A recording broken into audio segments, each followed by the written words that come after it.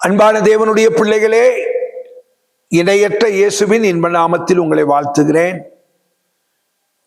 இன்றைய தினத்திலும் தேவனோடு சஞ்சரிக்கும் இந்த நிகழ்ச்சியில் ஒரு முக்கியமான தலைப்பை உங்களோடு பகிர்ந்து கொள்ள விரும்புகிறேன். தேவனே எழுதின விரோதமான தீர்ப்பை மாற்றி அமைக்கக்கூடிய வல்லமை மனம் திரும்புதலுக்கு உண்டு. வேதத்திலே நாம் இதற்குரிய பகுதியை நாம் பார்ப்போமே. ஆனால் ஆகாப் இந்த வார்த்தைகளை கேட்டபோது தன் வஸ்திரங்களை கிழித்து தன் சரீரத்தின் மேல் இரட்டை போர்த்து கொண்டு உபவாசம் பண்ணி இரட்டிலே படுத்து தாழ்மையாய் அவன் நடந்து கொண்டான். 1 ராஜாக்கள் 21வது அதிகாரம் 27வது வசனம். இந்த வார்த்தைகளை கேட்டபோது சம்பவம் நமக்கு தெரிந்த ஒரு சம்பவம் தான்.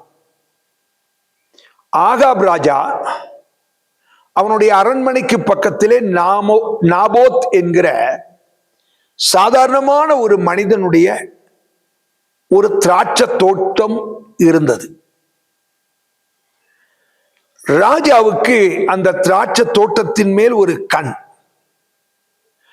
அவன் அந்த திராட்சை தோட்டத்துக்கு சொந்தக்காரனான நாபோத்தை அழைத்து, அந்த இடத்தை நீ எனக்கு தந்துவிடு என்று கேட்கிறான்.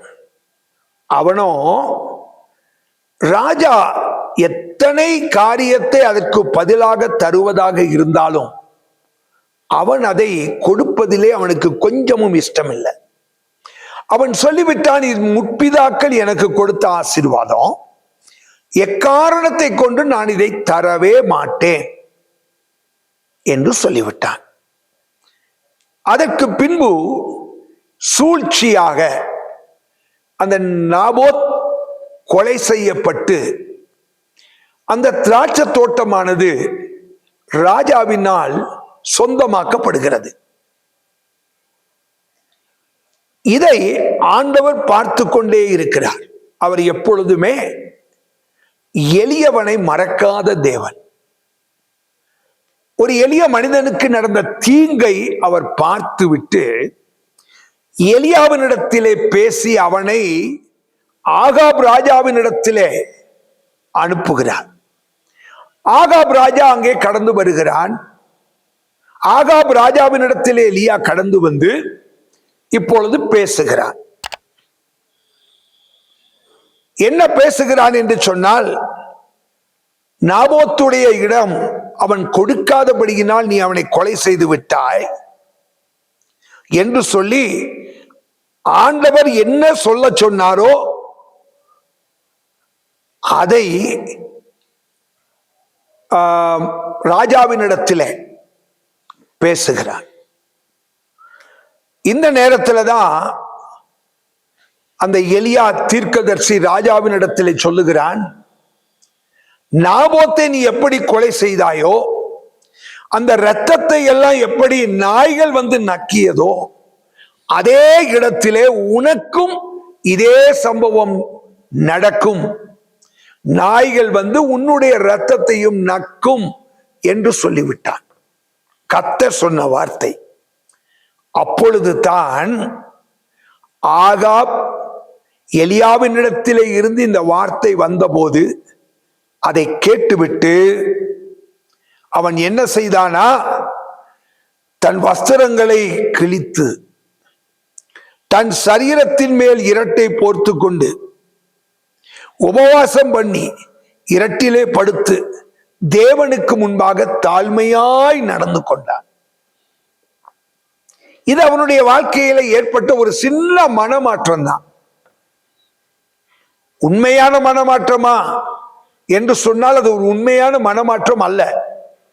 ஆனால் ஒரு மாற்றம் அவனுக்குள்ளே கண்டு ஆண்டவர் சொல்லுகிறார். என்ன சொன்னார் என்று சொன்னால், எலியா தீர்க்கதரிசியின் இடத்திலே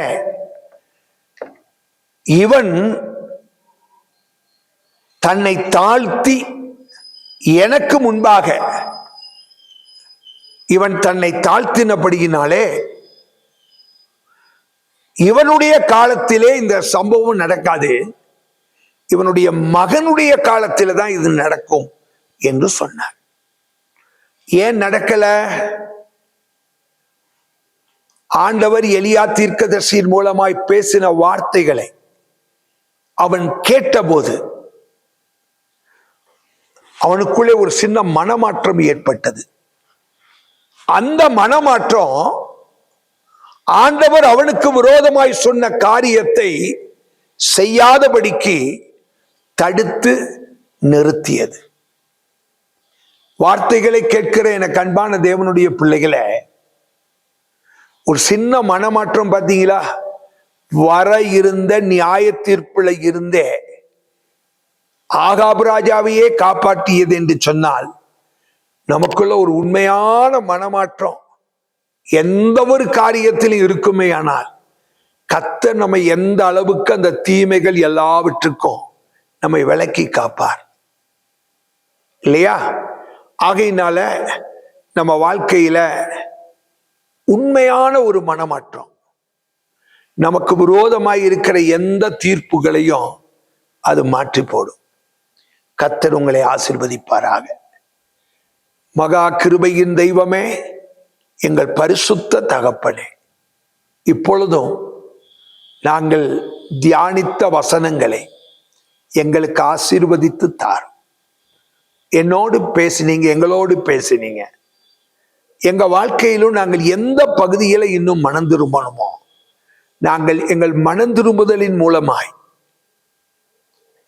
எங்களுக்கு விரோதமான அந்த கையெழுத்துக்களை எல்லாம் நாங்கள் குலைத்து போட கர்த்தர் எங்களுக்கு உதவி செய்யும். உங்க பிள்ளைகளை ஆசீர்வதிங்க. இயேசுவின் நாமத்தில் பிதாவே, ஆமென்.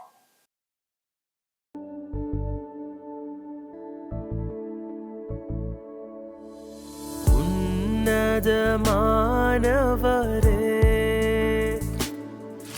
என் உறைவிடம் நீர்தானே. உன்னதமானவரே,